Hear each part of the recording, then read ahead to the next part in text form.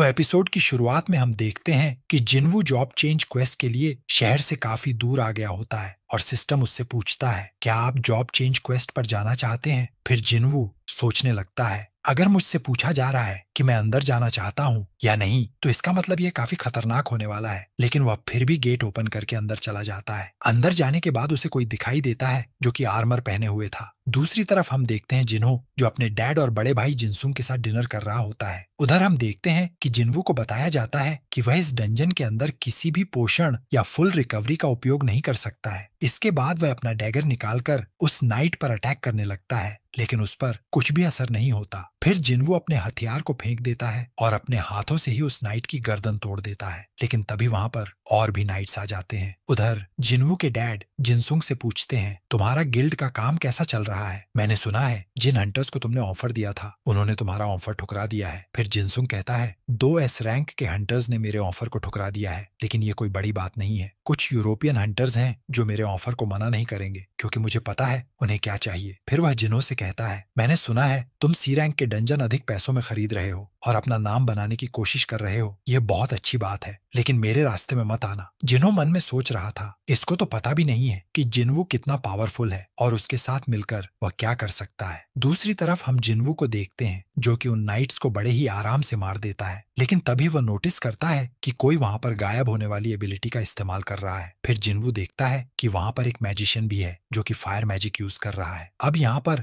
अलग अलग टाइप के बीस्ट्स आना शुरू हो चुके हैं। इसका मतलब है कि जिन्वू को दिमाग से काम लेना होगा और उन सबकी कमजोरी ढूंढकर उन्हें हराना पड़ेगा। वहीं हम देखते हैं मिस्टर चॉय को, जिन्होंने काफी खतरनाक हंटर्स की एक टीम बनाई थी जेजू आइलैंड पर रेड करने के लिए, जिनमें चाइन भी थी। उधर हम जिन्वू को देखते हैं जो कि उन सभी को हरा देता है, जिसके बाद उसे कुछ आइटम्स मिलते हैं और एक इनविजिबल आर्मर। फिर जिन्वू अगले लेवल पर जाता है और वहां जाकर उसे ऐसा फील होता है जैसे कि वह डबल डंजन में हो। और तभी वहां आता है नाइट कमांडर इग्री, और उसे देखकर जिन्वू काफी ज्यादा घबरा जाता है क्योंकि वह बहुत पावरफुल होता है। फिर वह जिन्वू पर अटैक करने लगता है और जिन्वू सोच रहा था, स्पीड के मामले में तो मैं उसकी बराबरी कर सकता हूँ, लेकिन ताकत के मामले में वह मेरे आसपास भी नहीं है। और जिन्वू के अटैक का भी उस पर कोई असर नहीं हो रहा था। फिर जिन्वू समझ जाता है कि उसके हथियार का कोई असर नहीं होने वाला है और वह अपना वेपन फेंक देता है। तभी इग्री भी अपना वेपन फेंक देता है और हाथों से लड़ने के लिए तैयार हो जाता है, लेकिन इग्री उसे फिर भी बहुत गंदा मार रहा था। इसके बाद जिन्वू अपने डैश स्किल का उपयोग करता है और तेजी से दौड़ने लगता है। फिर वह इग्री को किक मारता है, लेकिन उसे कोई फर्क नहीं पड़ता